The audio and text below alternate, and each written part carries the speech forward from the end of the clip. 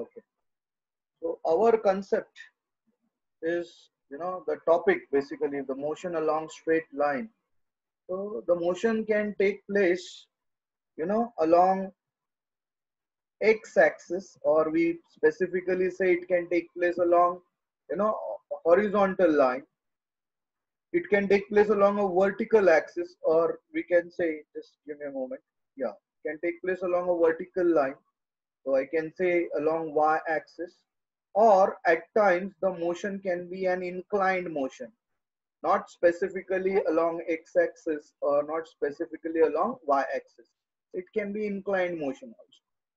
Which equations we are going to take into consideration for solving problems? The equations which we have derived in yesterday's session. So three kinematical equations of motion. So when we talk about motion, motion is a relative concept.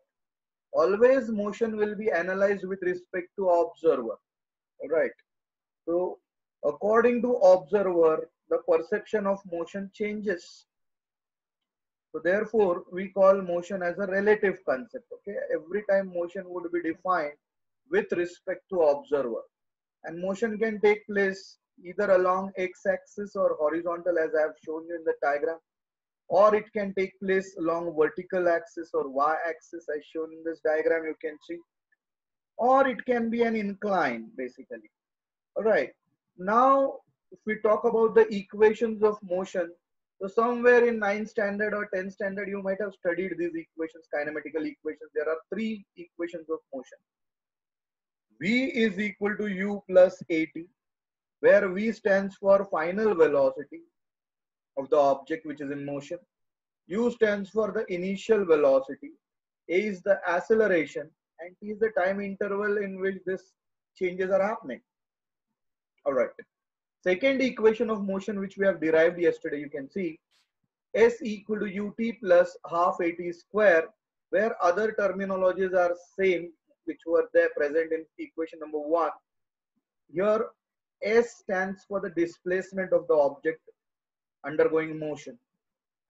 The third equation of motion, either it will be v square equal to u square plus 2s, or you can also put it as v square minus u square equal to 2as, where you all know what v stands for, what u stands for, what a stands for, and what s stands for. The important thing here, yesterday we have derived an equation where we found out the displacement in nth second, you can see displacement in the nth second, and this was the equation which we have derived. Okay, so that equation comes out to be Sn equal to u plus a by 2 to 2n minus 1. All right, when you take the average velocity, you can take it this way, u plus v by 2, that's average velocity.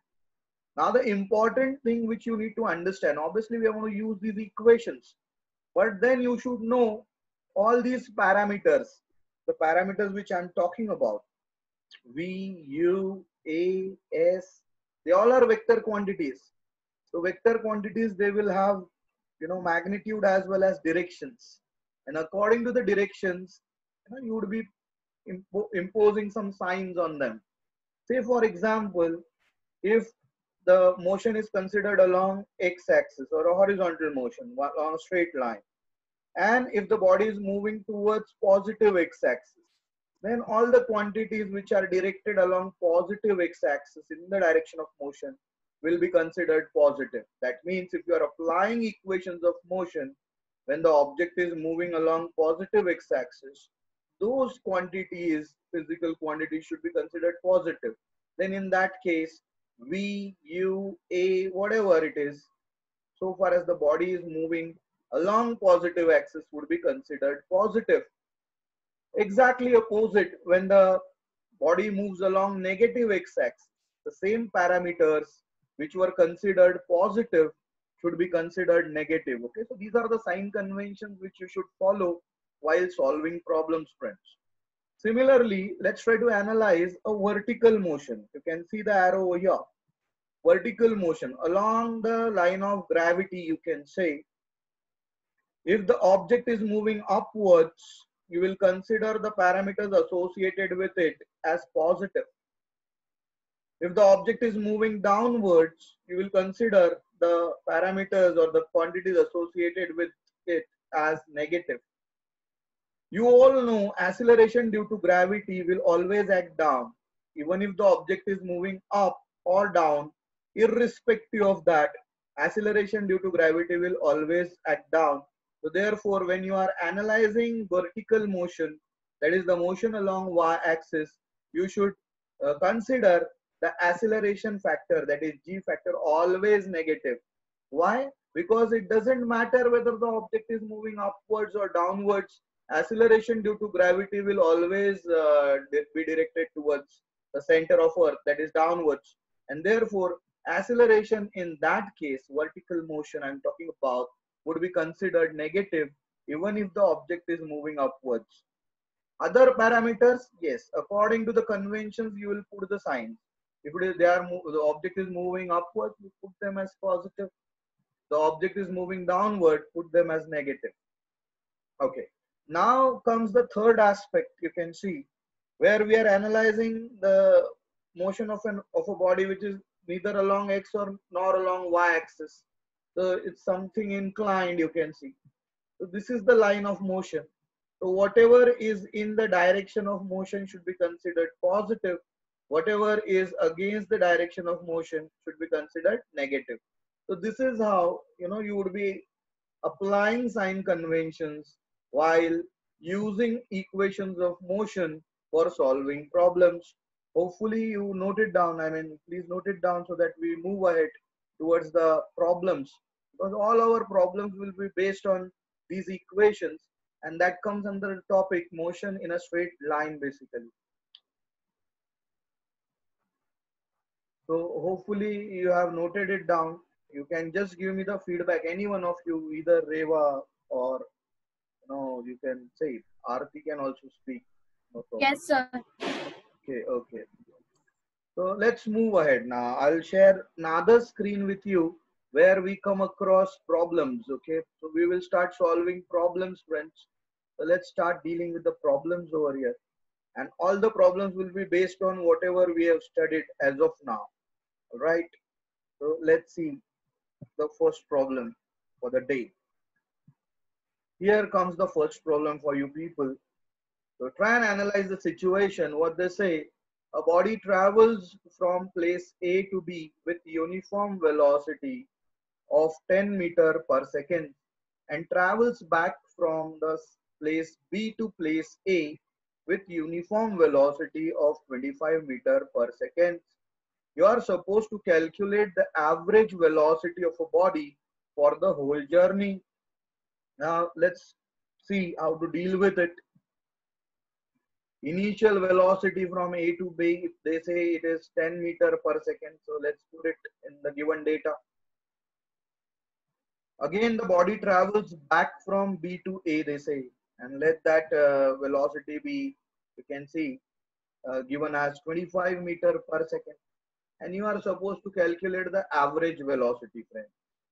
Acceleration in both the cases. Now, when they say the object is moving with uniform velocity in both the motions, to and fro, that means the velocity is not changing, and therefore what can you say about the acceleration? Anybody who wants to give the feedback, what can be the value of acceleration in this problem? So whosoever Sir, acceleration would be 0. acceleration should be 0, correct? Absolutely correct. So indirectly, acceleration is given to you as 0. Okay, this is how you're supposed to predict things from the problems. Okay, not necessarily like 10th standard. You would be getting straightforward problems. Here you have to find out the hidden things in the statements. So this is how we worked out acceleration equal to 0. Okay. Then let's make some assumption over here. So let's take the direction of from place A to B as positive, and for journey, so for journey from place A to B, we are taking it positive. So we have the equation of motion. What is it? S is equal to U1 T1. Why? Because plus half AT kya ho gaya? A is 0. So the second term vanishes. So you will get this as S equal to U1 T1 from A to B. So from this, you can place T1. Here the suffix 1 should be there because you are talking about the first case. And what is the first case?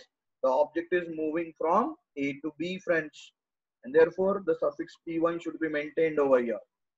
Okay, so T1 in that case will be given as S by U1. And what is the value of U1, friends? You can see the value of U1 is 10 meter per second.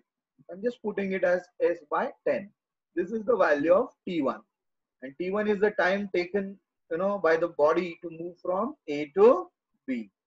Hopefully things are clear till here. You can make a note of it before we move on to the next slide. Similarly, we'll have to work out for the second case from B to A. Hopefully I've noted it down. Let's move ahead. Yeah, from the return journey, for the return journey, you can see from place B to place A, you can see S, the displacement will be same because you are moving from A to B and again you are moving from B to A. So the displacement is going to be same, right? It will be U2, T2 in this case, all right? So if you would have taken this as minus, then U2 would have been taken as minus. So minus sign would have got cancelled and ultimately you get the same equation. For those people who might ask me why we didn't take the values negative because we are moving from B to A. Yeah, you can do it, but ultimately those negative signs from both the sides would get cancelled and ultimately you will get the same equation. Okay, S equal to U2 into T2. From this, you can find out T2. How you work out T2? S divided by U2 and U2 is given to you as 25. So now I got the value for T1 and T2. T1 was the time interval for the object to reach from A to B and T2 is the time span for the object to move from B to A. Okay, so I got the total time span. So our definition for average velocity. Now what's our definition for average velocity, friend? Average velocity will be given as total distance covered divided by total time taken.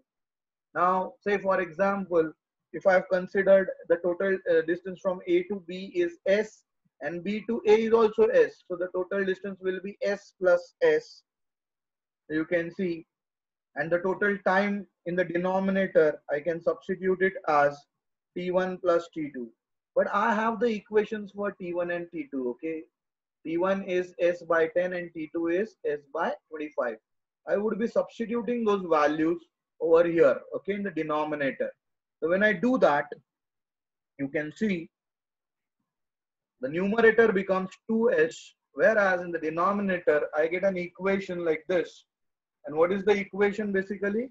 S by 10 plus S by 25 in the denominator. Now when you solve this, okay, so when you try to solve this, friends, you get the LCM. You can take S common. So what remains in the bracket will be 1 by 10. I will share the screen again. Okay, don't worry. Don't worry. There was a signal breakup. So I will share that screen once again. Okay, Anushka. Hopefully I am audible to you. Am I audible? Yes. Yeah, okay. So this keeps on happening. Okay, if the signals are weak at times, we may come across this, but don't panic. Okay, I'll see to it that the things are sorted. All right.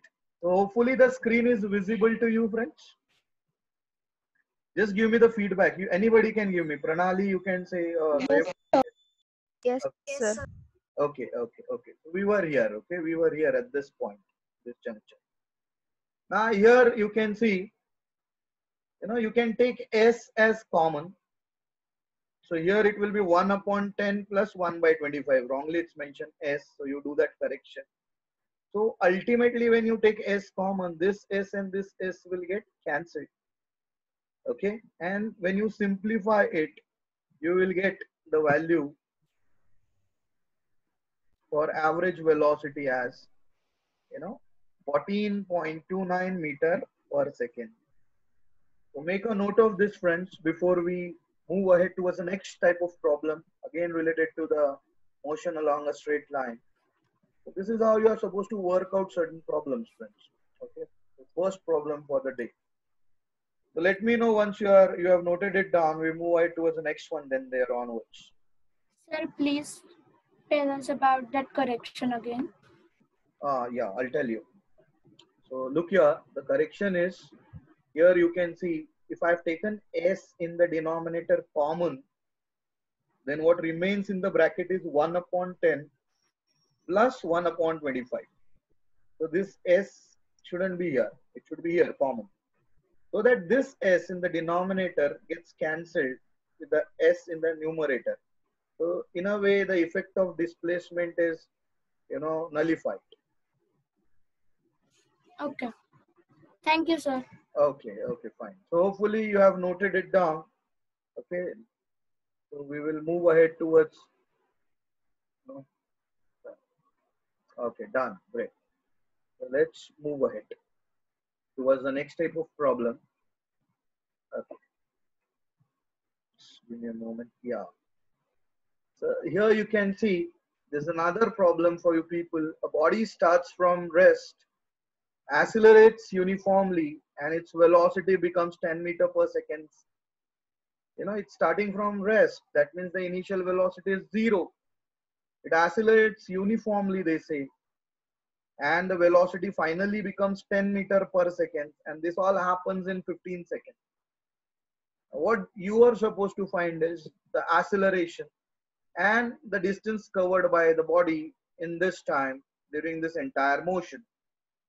So let's put the values first of all. Okay. The initial velocity, as the statement suggests, we will put it as 0. Final velocity, they say it becomes 10 meter per second, friend. And this all happens in the time span t equal to 15 seconds. So it's wrongly mentioned over here. Okay, meter per second, the typological error. Here it should be time equal to 15 seconds. Okay. So for acceleration, you would be using the first equation of motion because it's moving along positive x-axis. Everything is positive. So v is equal to u plus at. So from this, you know the value of u, you know the value of time, you know the value of v. All right. So substitute the values. The only unknown is acceleration. So when you solve this, you see acceleration will be given as v by t. Why? Because u is 0 in this case. So it will be v by t. You know the value of v, you know the value of t, substitute it. So acceleration will be 10 by 15, or you can also put it as 2 by 3 meter per second square. You can further simplify it also. As of now, I'm just keeping it as 2 by 3 because there is another thing which we are supposed to find out, and that is the distance covered by the body in this time. So obviously when they are talking about distance, friends, which equation comes in your mind? Anybody can give me, the feedback or the answer. Anybody wants to speak, unmute and speak. For UT finding out plus the distance, yes, Ananya. UT plus half AT square. Very good. So S is equal to UT plus half AT square. This is the equation which we are going to use. So let's see. Second equation of motion, we call it. S is equal to UT plus half AT square. So just put the value of U as 0. You know the other values, and just now you have worked out the value of acceleration. And what's the value of acceleration? 2 by 3 meter per second square, friends. So just put the value and you get this answer. So ultimately when I say u is 0, if I put u as 0, the first term vanishes. So you are just left with the second term, you can see, and that is half AT square. So now you know the value of A, it's 2 by 3. You know the value of T, okay, it's given to you 15. Substitute it and ultimately you will get the answer, okay. That answer is 75 meters. So during the entire process, the body has covered a distance of 75 meters, friends. So this is something to be noted. So please note it down before we move ahead towards the next type of problem.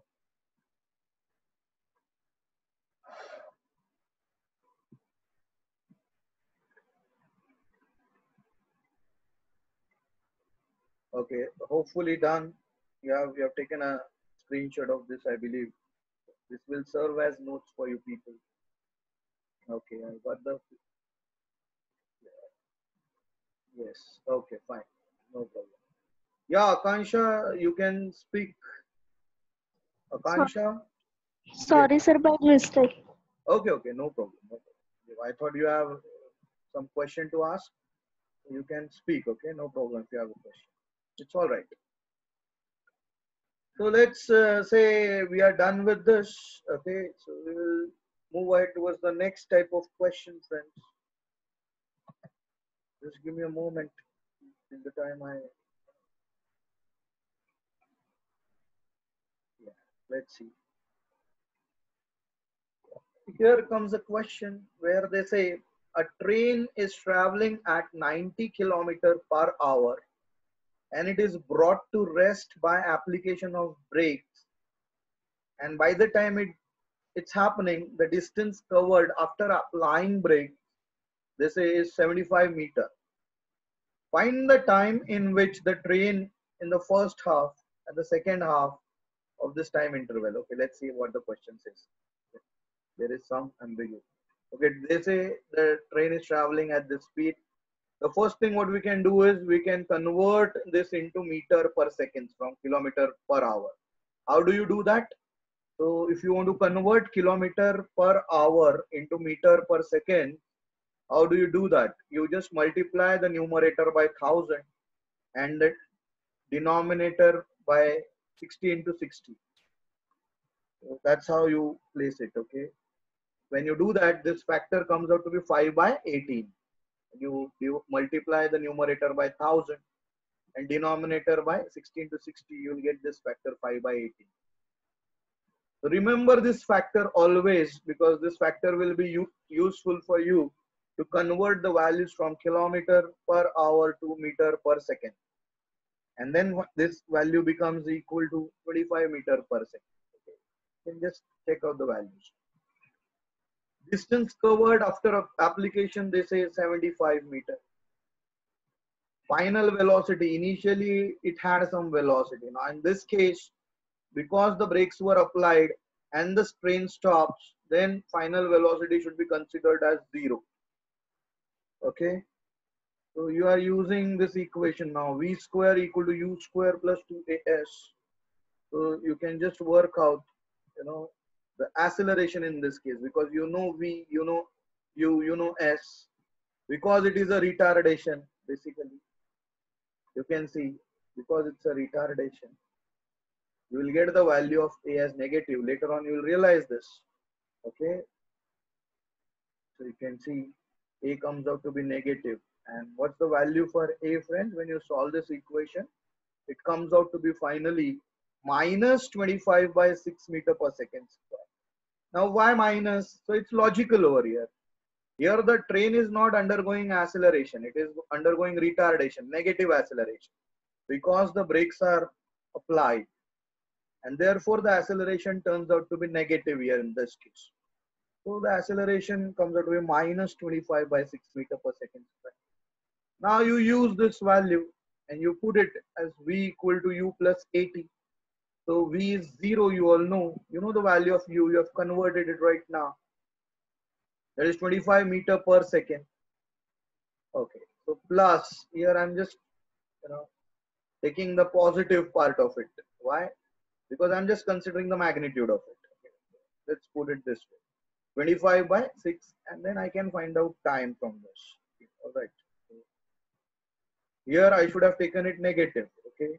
We just put it as negative. So when I put the negative sign over here, the central sign will become negative, which is not shown on the screen, but this is something which you're supposed to do. Okay. Why negative? Because it's a deceleration. And when you put the negative sign, then you can equate 25 by 6 into t equal to 25. अगर वो negative sign नहीं आएगा तो ये equation नहीं होगा. Then that negative sign will be there.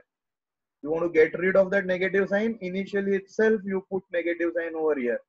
And what's the reason? Why should you put the negative sign? Because it's a case of deceleration. And then in that case, you can see, you find the time in which this happens. A time interval comes out to be 6 seconds. What does that mean? It means after the brakes were applied, it took 6 seconds for the train to stop. Okay, that's what is being asked. The question was not clear over here. Now we come to know what the question is. Okay, the time in which the train stops basically. So for the first half of motion. So what are they saying for the first half of motion? Let's not. Question is not clear. It will take 6 seconds basically after applying brake to stop. That's it. Just change that question, okay? And the question should be in what time the train stops. That's it. Or else it will create confusion. So make a note of this. I'll see to it that the question is reframed later. But as of now, what we have worked out is logical. Okay, so just take a note of this. And let me know if you are done with it so that we move ahead.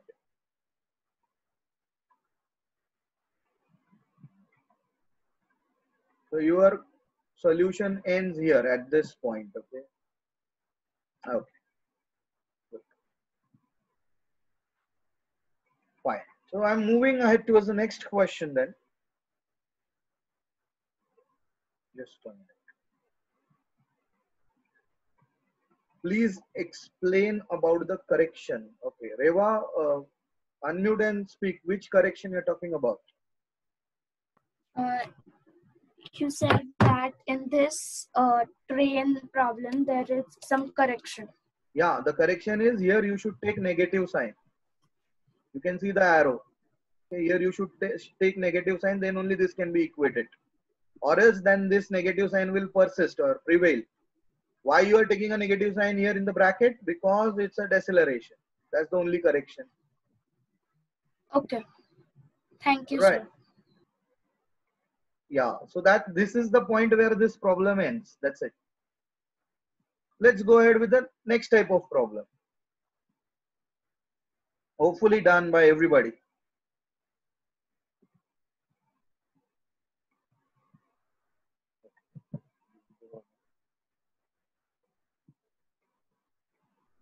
Okay, here comes a question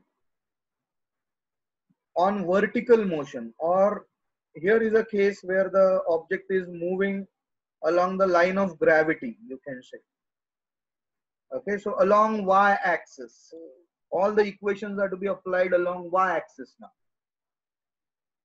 And what the question says, a stone is released from the top of a tower 90-meter high.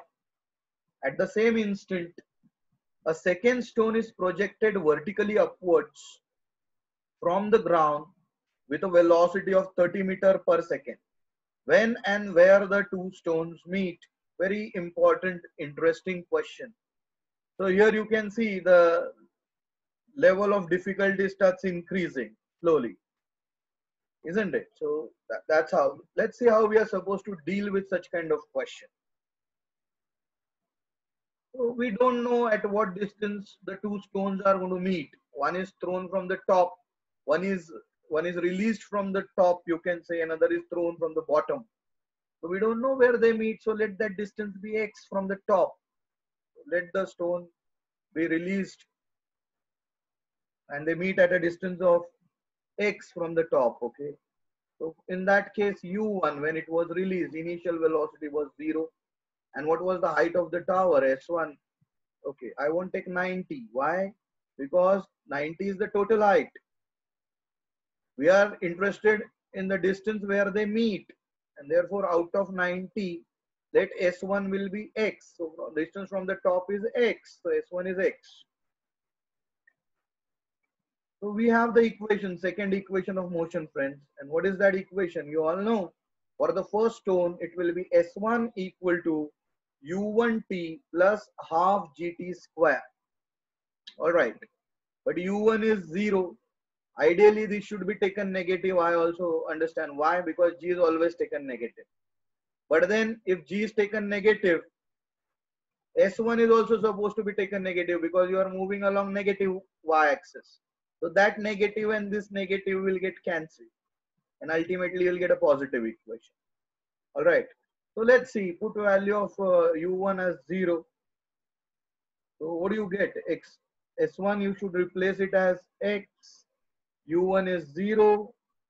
This is how. Okay. Now the question is why I have not taken G as minus? Yeah, I have taken it indirectly. I have taken G as negative, S1 as well negative. So both the negative from both the sides nullify each other. Therefore, ultimately it will be a positive equation. So finally, for the first stone, I get the displacement x equal to 4.9 t square. If you solve it, okay, you will get it. This is the story of the first stone, which is released from the top of the tower. All right. So there is another stone, you can say, which is projected vertically upward with initial velocity u2, which is given to you. And what's the value? 30 meter per second. So u2 is not 0. So again, if you apply equation, for u2 it is 30 meter per second, and obviously the displacement s2. If s1 is x, from the top it is x. So from bottom where they meet will be 90 minus x. So that's what I've taken. So s2 in this case will be 90 minus x. So before we proceed towards the next slide to understand this solution in details, please make a note of this.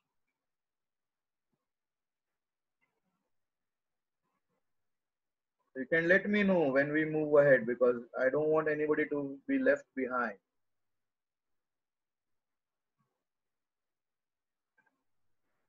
So this is the story of the second stone. You can see we need to work out on the story of the second stone, friends, and then we will get okay done.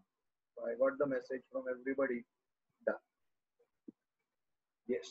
So we know the first equation x comes out to be for the first stone comes out to be 4.9 t square. Now for the second case, other stone, I have these parameters u2 and s2. So let's put it in equation. You can see. Just give me a moment. Yeah. So S2 will be U2t plus half at square.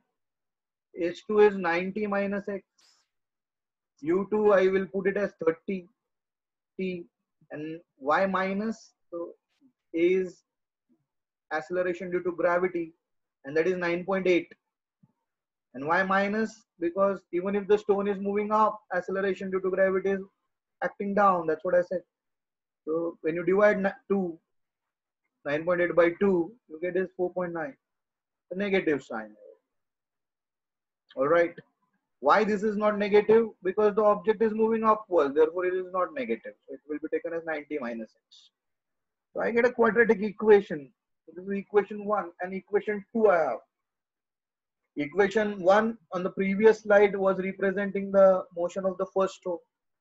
Equation 2 is representing the motion of the second stone. Now let's try simplifying. We will add equation 1 and 2. So when you add equation 1 and 2, you will realize when you add this, realize basically everything is in terms of time. X will get cancelled. You can see this x gets cancelled. And you get a quadratic equation in terms of time. And this is the quadratic equation. When you solve it basically, okay, this is also getting not quadratic equation, this is also getting nullified. You can see 4.9 t square and 4.9 t square gets cancelled. So it becomes very simple then in that case, isn't it? So you get 90 equal to 30t, and therefore t will be equal to 3 seconds.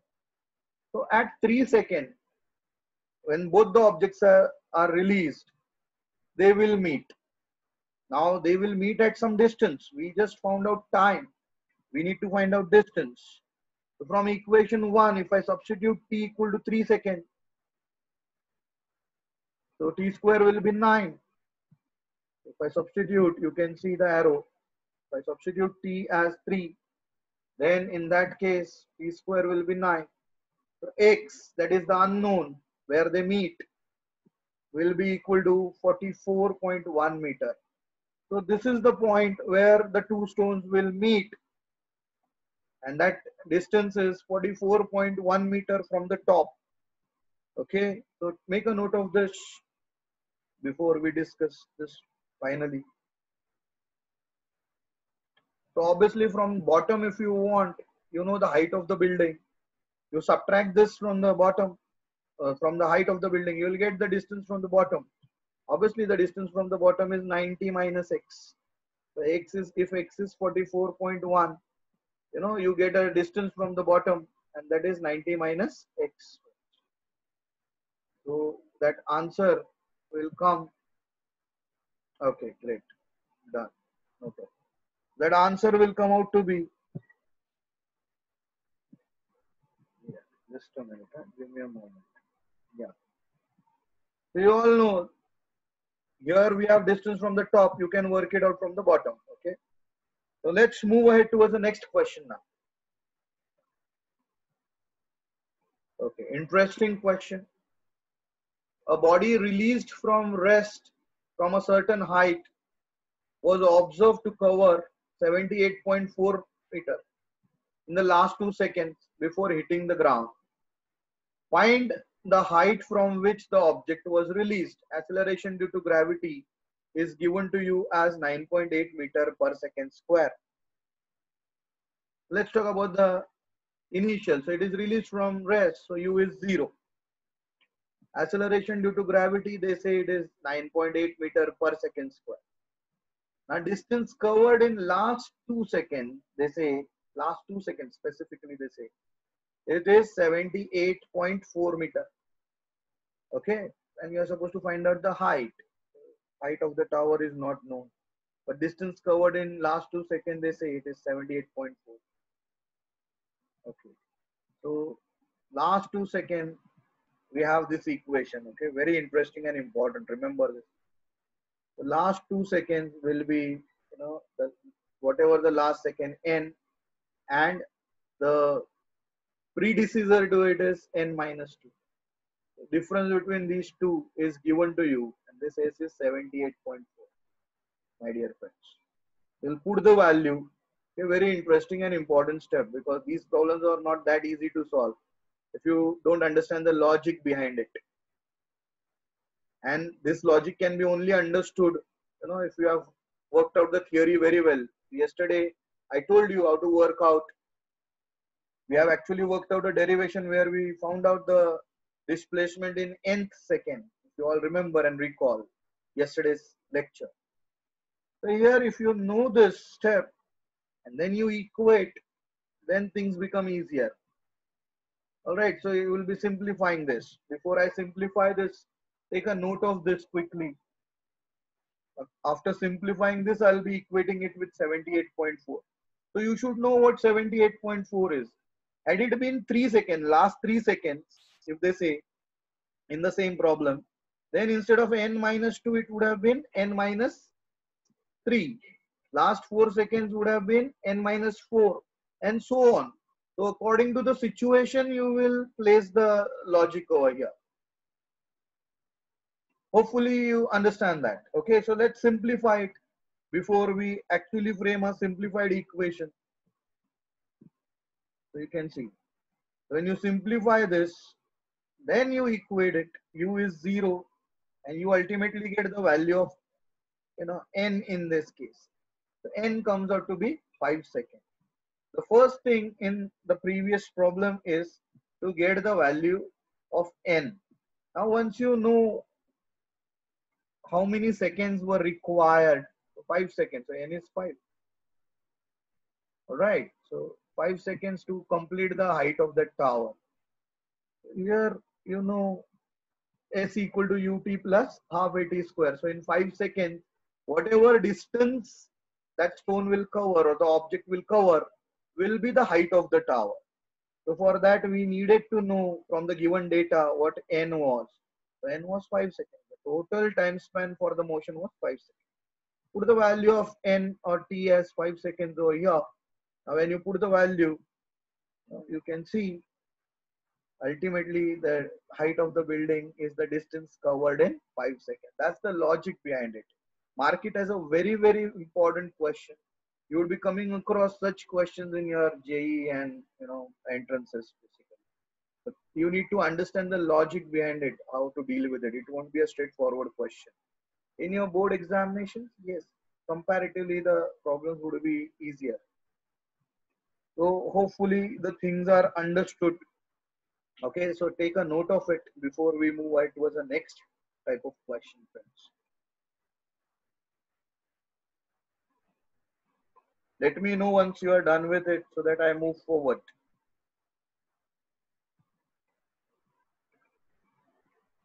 Done, sir. Okay, great, great. Let's move ahead.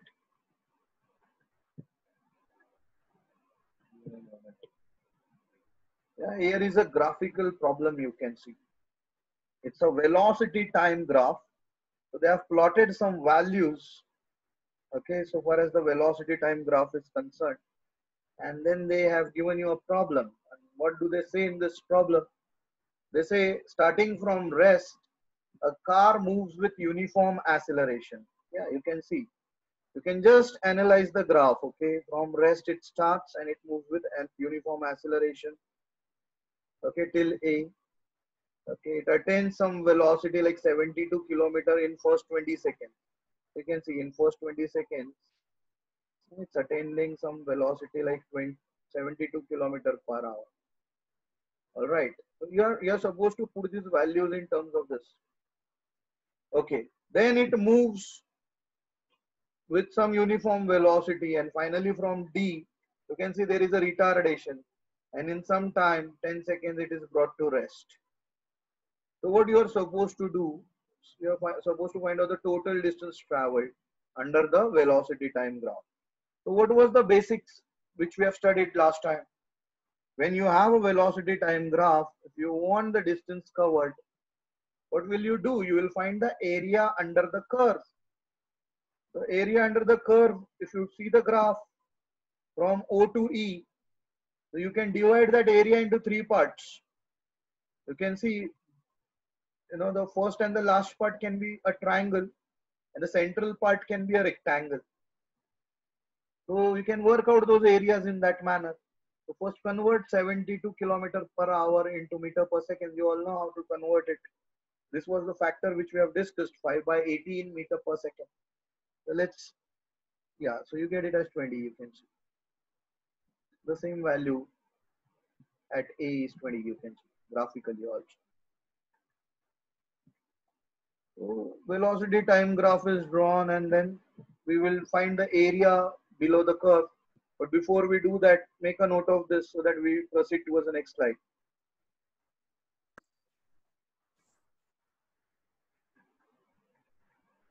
Tell me if you're done with it.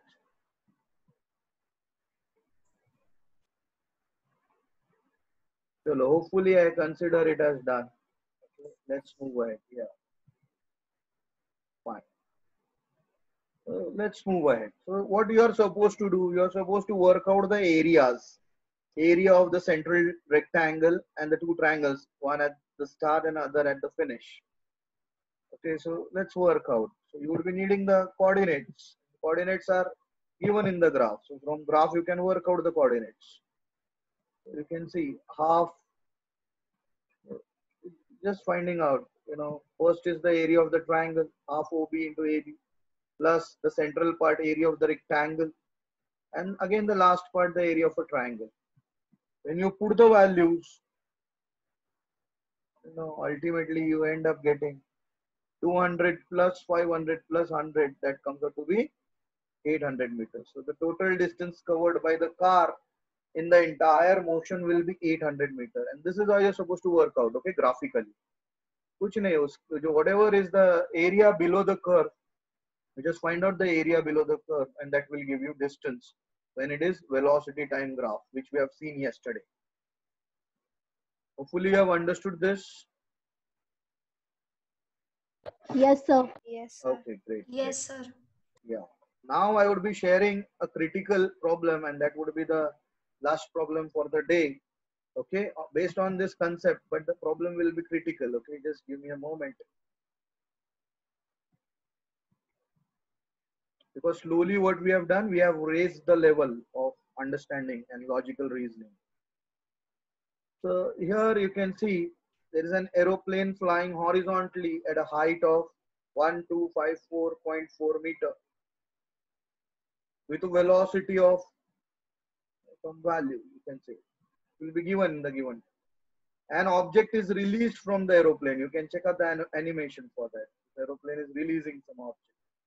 How far from the location the land? Basically, it's going to land, and after what time?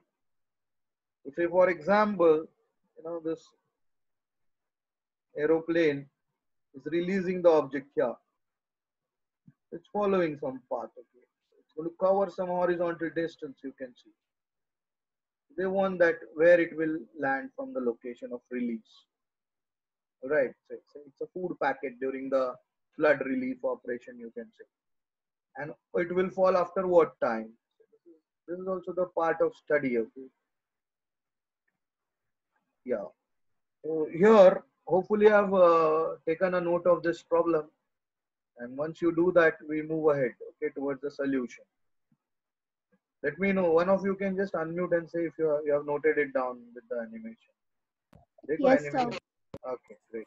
Yes, sir. Okay. Let's move ahead then, friends. Let's talk about how to deal with it. Solution. Height is given to you 1254.4.